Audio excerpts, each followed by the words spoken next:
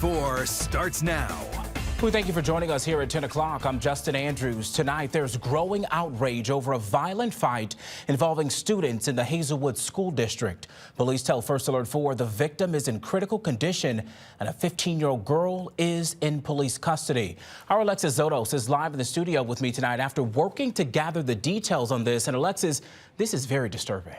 It really is, Justin, and it's a story that is garnering national attention. There are several videos of this fight that have been shared by thousands of people on social media. Police said the young girl injured in the video sustained a severe head injury, remains in critical condition, and a 15-year-old girl has been arrested and is currently being held in juvenile court. We want to warn you, the contents of this story are disturbing.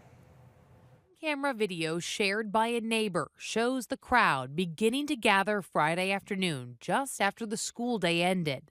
The fight happened here at the intersection of Norgate and Claudine Drive, just a few blocks from Hazelwood East High School.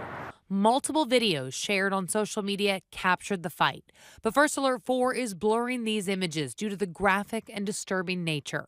In the videos, which have now gone viral, you can see multiple people fighting, and one girl repeatedly slams another girl's head on the street. The young girl is then left lying in the road. St. Louis County Police are investigating, and they tell First Alert 4 a 15-year-old was arrested on Saturday and faces assault charges. Because she's a juvenile, details are limited at this time. St. Louis County Prosecutor Wesley Bell tweeted video of the fight, calling it sickening and difficult to watch, adding, quote, "By law, our office has no jurisdiction. This is a juvenile court matter." I spoke with a lot of the neighbors that live on this street where the fight happened. None of them wanted to go on camera, some out of fear of retaliation. They do say that there were some adults present at that fight, and they believe many more people need to be charged. The Hazelwood School District released a statement saying, in part, it is a tragedy anytime children are hurt.